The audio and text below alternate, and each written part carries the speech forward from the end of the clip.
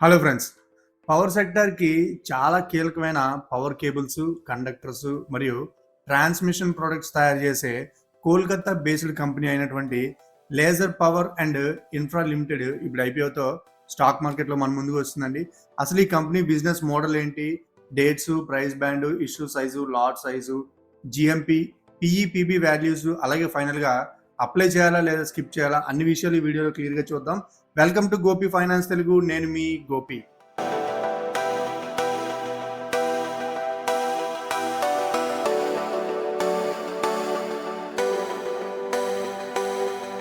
ముందుగా ఒక చిన్న డిస్క్లైమర్ అండి. ఈ video education and information purpose మాత్రమే. అప్లై చేయమని లేదా స్కిప్ చేయమని అడ్వైజరీ అయితే కాదు. First of all IPO main details మనం చెక్ చేసుకుంటే ఈ ఐపీఓ జూలై 9th థర్స్డే మనకు ఓపెన్ అయ్యి జూలై 13th మండే మనకి క్లోజ్ అవుతుందండి. గ్యాప్ అయితే కొంచెం ఎక్కువగానే ఉంది.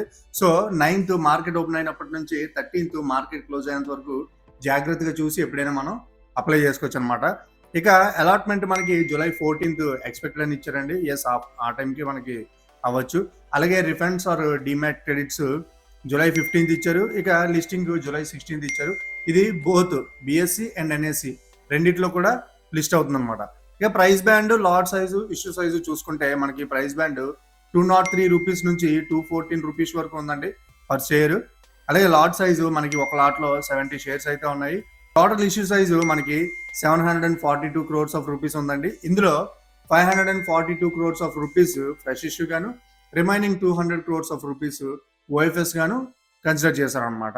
ఇక రిజర్వేషన్ కోటా చూసుకుంటే మనకి ప్రతి ఐపీఓ లాగానే ఇది కూడా క్యూఐబికి 50%, ఎన్ఐఐ ఆర్ హెచ్ఎన్ఐకి 15%, అలాగే మనలాంటి రిటైలర్స్ కోసం 35% ఇచ్చారండి. సో 35% అంటే కాంపిటీషన్ కొంచెం మోడరేట్గా ఉండే ఛాన్సెస్ అయితే ఉన్నాయన్నమాట. ఇప్పుడు కంపెనీ బిజినెస్ మోడల్ చూద్దామండి. లేజర్ పవర్ అసలు ఏం చేస్తుంది? Laser power and infra limited 1988లో ఎస్టాబ్లిష్ అయిన కంపెనీ అండి. వీళ్ళకి దాదాపు 3 దశాబ్దాల ఆపరేటింగ్ హిస్టరీ అయితే ఉంది. కంపెనీ మెయిన్గా 2 సెగ్మెంట్లో పనిచేస్తుంది. అందులో మ్యానుఫ్యాక్చరింగ్ ఒకటి, అలాగే రెండోది ఈపీసీ సెగ్మెంట్ ఒకటి, EPC business. First of all manufacturing లో చూసుకుంటే మనకి ఈ company power transmission and distribution రంగంలో వాడే రకరకాల power cables, aluminium conductors, wire rods and speciality cables తయారు చేస్తారు. వీళ్ళు అమెరికాకు చెందిన టిఎస్ కండక్టర్ తో కూడా స్ట్రాటజిక్ పార్ట్నర్షిప్ అయితే కలిగి ఉన్నారన్నమాట. ఇక రెండో model business EPC business model చూసుకుంటే కేవలం కేబుల్స్ తయారు చేయడం మాత్రమే కాదండి, గ్రామీణ విద్యుద్దీకరణ ప్రాజెక్టులు, పవర్ సబ్స్టేషన్ల నిర్మాణం మరియు పవర్ గ్రిడ్స్ ని బలోపేతం చేసే టర్న్కీ సొల్యూషన్స్ ని కూడా వీళ్ళు అందిస్తారనమాట. కంపెనీకి వెస్ట్ బెంగాల్లో 3 మ్యానుఫ్యాక్చరింగ్ ఫెసిలిటీస్ అయితే ఉన్నాయి. దేశవ్యాప్తంగా 26 రాష్ట్రాల్లో వీరి బిజినెస్ అయితే ఎక్స్పాండ్ అయితే ఉందండి, మొత్తం విస్తరించి అయితే ఉంది. ఇక కంపెనీ ఫైనాన్షియల్ డీటెయిల్స్ మనం చెక్ చేసుకుంటే 2024లో టోటల్ ఇన్కమ్ ఈ కంపెనీకి 1763.65 crores ఆఫ్ రూపీస్గా ఉందండి. Profit after tax 40.41 crores of రూపీస్గా ఉంది. అలాగే 25లో టోటల్ ఇన్కమ్ 2592.53 crores ఆఫ్ రూపీస్గా ఉంటే profit after tax 106.75 crores of రూపీస్గా ఉందండి. అలాగే 2026లో టోటల్ ఇన్కమ్ 2347.89 crores ఆఫ్ రూపీస్గా ఉంటే ప్రాఫిట్ ఆఫ్టర్ ట్యాక్స్ మనకి 151.59 crores ఆఫ్ రూపీస్గా ఉందన్నమాట. ఇక్కడ మనం జాగ్రత్తగా గమనించాల్సిన విషయం ఏంటంటే 25తో పోలిస్తే 26లో కంపెనీ ఆదాయం దాదాపు 9.5% తగ్గింది. కానీ ఆపరేషనల్ ఎఫిషియన్సీ పెరగడం వల్ల నికర లాభం అంటే ప్రాఫిట్ ఆఫ్టర్ ట్యాక్స్ మాత్రం 42% పెరిగి 151.69 crores ఆఫ్ రూపీస్కి అయితే రీచ్ అయిందనమాట. ఇది మంచి పాజిటివ్ పాయింట్గా మనం తీసుకోవచ్చు. అలాగే మార్చి 31, 2026 నాటికి ఈ కంపెనీ చేతిలో 3,243 కోట్ల భారీ ఆర్డర్ బుక్ ఉందండి. మనకి దీనివల్ల రాబోయే రోజుల్లో ఆదాయానికి అయితే ఎలాంటి డోకా లేదని మనం చెప్పుకోవచ్చు. ఇక మినిమం ఎంత ఇన్వెస్ట్ చేయాలి? ఐపీఓకి మనం అప్లై చేయాలంటే మినిమం ఎంత ఇన్వెస్ట్ చేయాలి? ప్రైస్ బ్యాండ్ మనం అప్పర్ ప్రైస్ బ్యాండ్ మనం తీసుకుంటే 214 రూపీస్ అని మనం మాట్లాడుకున్నాం కదండి. సో ఒక లాట్లో 70 షేర్స్ ఉన్నాయి. సో మినిమం ఇన్వెస్ట్మెంట్ మనం 70 shares into 214 rupees is equal to 14,980 rupees అయితే మనం మినిమం ఇన్వెస్ట్ చేయాల్సి ఉంటుంది. మ్యాక్సిమం అంటే మనం రిటైల్ కేటగిరీలో మ్యాక్సిమం 13 లాట్స్ వరకు కొనుక్కోవచ్చండి. అంటే నియర్లీ 1,94,740 వరకు మనం అప్లై చేసుకోవచ్చు. ఇక ఈ ఐపీఓ ద్వారా కలెక్ట్ చేసిన మనీని ఎక్కడ యూజ్ చేస్తారు? మనం ఇందాక చెప్పుకున్నాం కదండి, ఇందులో 542 కోట్ల రూపాయలు ఫ్రెష్ ఇష్యూ ఉందని. ఈ నిధుల్లో దాదాపు 490 కోట్లను కంపెనీకి ఉన్న బారోయింగ్స్, ప్రీపేమెంట్స్, బారోయింగ్స్ కొన్ని ఉన్నాయి. వాటిని తీర్చడానికి యూజ్ చేస్తున్నారండి. అంటే బారోయింగ్స్ తీర్చడానికి యూజ్ చేస్తారు. దీనివల్ల కంపెనీపై వడ్డీ భారం తగ్గి భవిష్యత్తులో లాభాలు మరింత పెరిగే అవకాశం కూడా ఉందన్నమాట. ఇక రిమైనింగ్ అమౌంట్ మనందరికీ తెలిసినట్టే జనరల్ కార్పొరేట్ పర్పస్ కోసం అయితే యూజ్ చేస్తున్నారు. ఇప్పుడు every once favourite topic GMP అనమాట. ఈ company grey market premium already start అయిందండి. వీడియో రికార్డ్ చేసే టైంకి అయితే స్టార్ట్ అవుతుంది. జూలై 6, 2026 నాటి తాజా మార్కెట్ ట్రాకర్స్ ప్రకారం laser power IPO grey market premium సుమారుగా 24 రూపీస్ అయితే నడుస్తుందండి.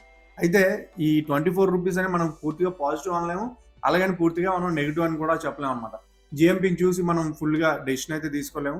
మార్కెట్ ట్రెండ్ బట్టి, సెంటిమెంట్ బట్టి జిఎంపీ అనేది చేంజ్ అవుతూ ఉంటుంది. అది మనం జాగ్రత్తగా గుర్తుపెట్టుకోవాల్సిన విషయం. ఇక valuation matrix and peer comparisons చూస్తే ఐపీఓ అప్పర్ ప్రైస్ బ్యాండ్ 214 ప్రకారం company post IPO PE ratio దాదాపు 19.82 టైమ్స్ అయితే వస్తుందండి. Market cap 3003 crores of rupees range లో అయితే ఉంది.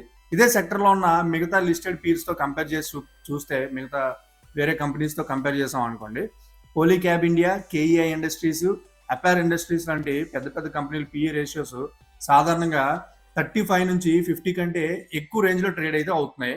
సో వాటితో పోలిస్తే laser power infra moderate or reasonable valuations తోనే నడుస్తుందని చెప్పాలి. ఎందుకంటే మనకి ఇది పిఈ రేషియో 19.82 కాబట్టి. సో వాల్యుయేషన్ పరంగా ఇన్వెస్టర్లకు టేబుల్ మీద కొంత ప్రాఫిట్స్ అయితే పడే ఛాన్సెస్ అయితే ఉన్నాయన్నమాట. So company RONW return on network కూడా 20.9% తో చాలా స్ట్రాంగ్ గా అయితే ఉందండి. ఇక ఈ కంపెనీలో మనం అప్లై చేయడానికి ఏవైనా పాజిటివ్ పాయింట్స్ ఉన్నాయా? ఈ ఐపీఓకి మనం అప్లై చేయడానికి ఏమైనా పాజిటివ్ పాయింట్స్ ఉన్నాయా? ఎస్, కొన్ని పాజిటివ్ పాయింట్స్ అయితే ఉన్నాయండి. అందులో మొదటిది ఏంటంటే పవర్ సెక్టర్, ఇన్ఫ్రాస్ట్రక్చర్ రంగానికి ఉన్న డిమాండ్ ఈ కంపెనీకి పెద్ద ప్లస్ పాయింట్ అండి. అలాగే కంపెనీ చేతిలో ఆల్రెడీ 3,243 కోట్ల రూపాయల పైగా ఆర్డర్ బుక్ అయితే ఉంది. అలాగే లార్జ్ క్యాప్ పీర్స్ తో పోలిస్తే వాల్యుయేషన్ చాలా రీజనబుల్ అండ్ అట్రాక్టివ్ గా కూడా ఉంది. ఐపీఓ నిధులు అప్పులు కట్టడానికి వాడుతున్నారంటే ప్రీపేమెంట్స్, బారోయింగ్స్ కోసం వాడుతున్నారు కాబట్టి రాబోయే రోజుల్లో ఇంట్రెస్ట్ రేట్స్ కూడా తగ్గే ఛాన్సెస్ ఉన్నాయి కాబట్టి ఇది కూడా మనం ఒక పాజిటివ్ పాయింట్ గా కన్సిడర్ చేయొచ్చు. ఇక ఈ ఐపీఓలో అప్లై చేయకపోవడానికి ఏమైనా రిస్క్ ఫ్యాక్టర్స్ ఉన్నాయా? ఎస్, కొన్ని రిస్క్ ఫ్యాక్టర్స్ కూడా ఉన్నాయండి.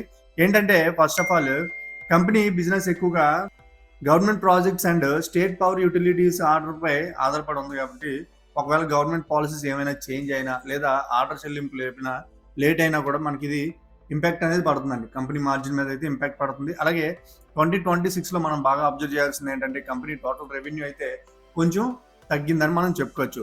అలాగే ఈ కంపెనీ బిజినెస్ మోడల్లో రా మెటీరియల్స్, అంటే ఈ కంపెనీ బిజినెస్ మోడల్లో జనరల్ గా రా మెటీరియల్ ఏం వాడుతున్నారు? అల్యూమినియం అండ్ రాగి ఇలాంటివి వాడుతుంటారు కదండి. సో ఈ ధరలో వచ్చే మార్పులు ఏమైనా వలటిలిటీ ఉంటే, ఆ ధరలో హెచ్చుతగ్గులు ఉంటే అది డైరెక్ట్ గా కంపెనీ మార్జిన్ మీద అయితే మనకి ఎఫెక్ట్ అనేది చూపిస్తుంది అనమాట. ఈ మూడు మనం ఒక కాషన్ పాయింట్ గా గుర్తుపెట్టుకోవాలి, అంటే రిస్క్ ఫ్యాక్టర్ కింద గుర్తుపెట్టుకోవాలన్నమాట. ఇక ఫైనల్ గా అప్లై చేయాలా లేదా స్కిప్ చేయాలా? సో చివరి నా ఒపీనియన్ ఏంటంటే లిస్టింగ్ గెయిన్స్ కోసం చూసేవాళ్ళు అయితే ప్రస్తుతానికి జిఎంపీ 11% ఆ రేంజ్ లో ఉందండి. మార్కెట్ సెంటిమెంట్ బాగుంటే లిస్టింగ్ నాటికి ఇంకా పెరగొచ్చు. కాబట్టి లిస్టింగ్ గెయిన్స్ కోసం చూసేవాళ్ళు అయితే మార్కెట్ సెంటిమెంట్, సబ్స్క్రిప్షన్ స్టేటస్ ని గమనించి చివరి రోజు అప్లై చేయాలా, అంటే లాస్ట్ ఎండింగ్ వరకు చూసి అప్లై చేయాలా లేదా స్కిప్ చేయాలని ఒక మంచి డెసిషన్ తీసుకోండి. ఒకవేళ లాంగ్ టర్మ్ ఇన్వెస్టర్స్ ఎవరైనా ఉంటే, లాంగ్ టర్మ్ లో నేను ఇది పెడదాం అనుకున్న అయితే పవర్ అండ్ ఎనర్జీ సెక్టర్ కి దేశంలో ఉన్న గ్రోత్ పర్స్పెక్టివ్, కంపెనీకి ఉన్న ఎక్స్పీరియన్స్, భారీ ఆర్డర్ బుక్ మరియు ఆకర్షణీయమైన వాల్యుయేషన్స్ ని బట్టి చూస్తే లాంగ్ టర్మ్ కోసం ఐపీఓ ఒక మంచి ఆప్షన్ కింద అయితే మనకి కనిపిస్తుందండి. సో ఫ్రెండ్స్, ఇలా మీ రిస్క్ యాప్టిట్యూడ్ బట్టి ఈ ఐపీఓకి అప్లై చేయాలా లేదా స్కిప్ చేయాలని ఒక మంచి డెసిషన్ అయితే తీసుకోండి. ఇంకా ఇలాంటి మరిన్ని మంచి ఐపీఓ వీడియోస్ మీకు కావాలనుకుంటే ఈ వీడియోని లైక్ చేయండి, షేర్ చేయండి. అలాగే don't forget to subscribe Gopi finance Telugu. నేను మీ గోపి, సైనింగ్ ఆఫ్.